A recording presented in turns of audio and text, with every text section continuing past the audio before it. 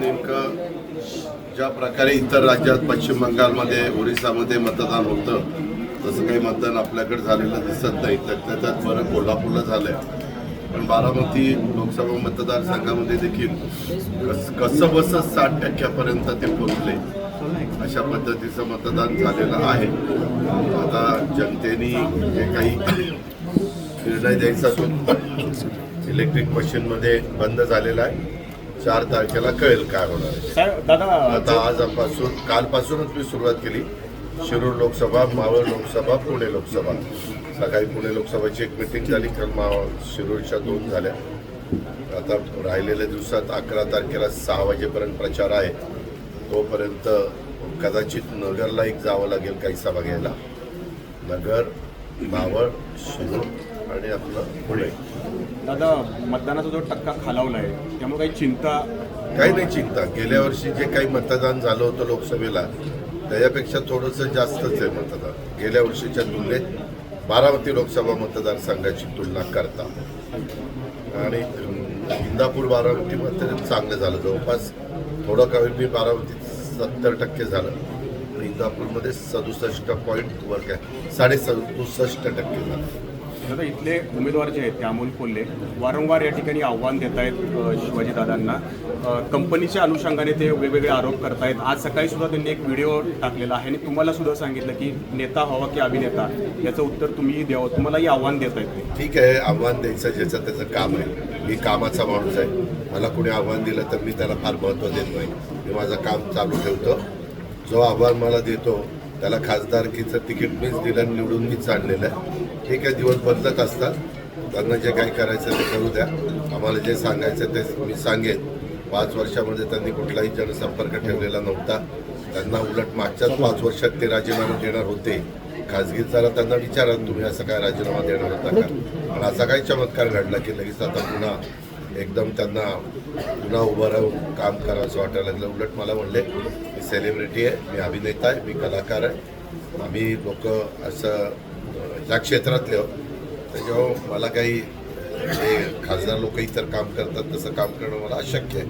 ही त्यांची भूमिका होती. दादा, राज्यातले जे प्रादेशिक पक्ष आहेत पत्राला मुलाखतीत देताना त्या ठिकाणी म्हणलंय एका अर्थाने राष्ट्रवादी त्यामध्ये विलीन होईल असं ते म्हणतात. हे त्यांचं वैयक्तिक मत आहे. काँग्रेसमध्ये काँग्रेसमध्ये विलीन होईल असं विलीकरण होतं.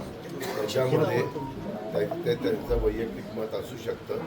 त्यांच्या पक्षाच्या संदर्भात त्यांनी काय मत व्यक्त करावं हा पूर्णपणे त्यांचा अधिकार आहे. परंतु आपण बघताय जसं निवडणुका सुरू झाल्यात आपल्या देशात तसं राष्ट्रीय पातळीवरचे पण पक्ष आहेत आणि राज्य पातळीवरचे पक्ष आहेत. उलट साऊथमध्ये राज्य पातळीवरचे पक्ष, राज्यापुरते मर्यादित पक्ष जास्त स्ट्रॉंग आहे. तुम्ही तेलंगणा घ्या, आंध्र प्रदेश घ्या, तामिळनाडू घ्या, त्याच तामिळनाडू, केरळ, आंध्र प्रदेश, इव्हन बेंगलोरमध्ये देखील काही राज्य स्तरावरचे पक्ष तसे स्ट्रॉंग होते.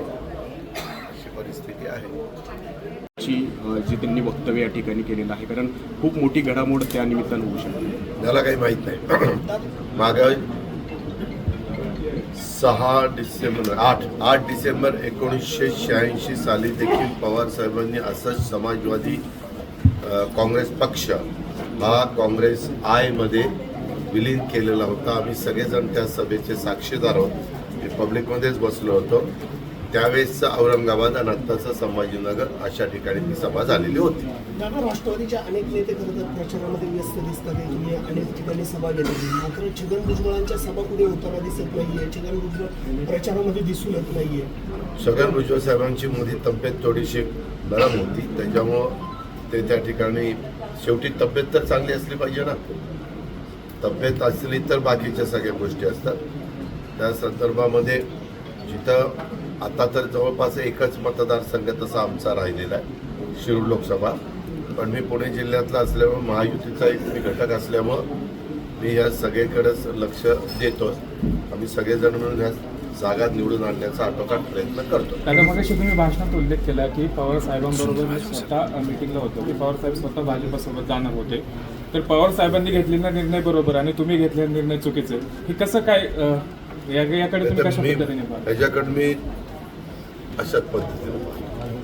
आने वाले 4 दिनों में आपकी शिरूर में कितनी और सभाएं होने वाली है सर? मुझे मालूम नहीं, मैंने कैंडिडेट को बताया, पार्टी को बताया, जितने भी सभा मेरे ख्याल से 2 भावड़ में होने वाली, भावड़ काउंसिल्स में, फिर पूना में कुछ 2 उन्होंने मांगे, सुबह मुरलीधर मोहन मेरे पास आए थे, और यहाँ 4-5 है, और 2 नगर में उन्होंने डिमांड की.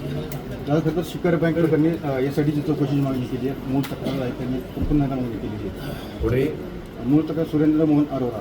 ठीक आहे, ज्याला जो प्रत्येकाला आपापला अधिकार आहे, ज्यांनी त्यांनी आपापल्या अधिकाराचा वापर करून त्यांना अशा प्रकारचं मागणी करण्याचा अधिकार आहे. पण शेवटी न्यायव्यवस्था त्याबद्दलचा निर्णय घेईल.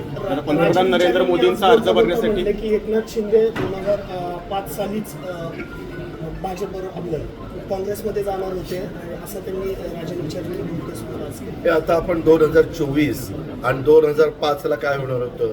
काय रे तुम्हाला प्रश्न विचारायला आम्ही संधी देतो.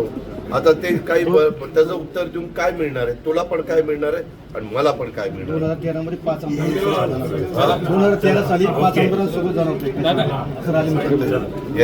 या मागच्या गोष्टी जे अमकं झालं होतं तमकं झालं होतं त्याला काही तो काळ गेलेला आहे.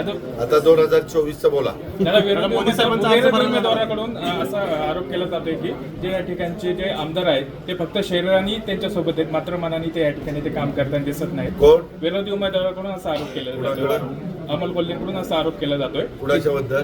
वळसे पाटील साहेबांचं. आपण त्यांची नार्को टेस्ट करूया, म्हणजे नक्की कळेल की ते शरीराने कुठेही मनाने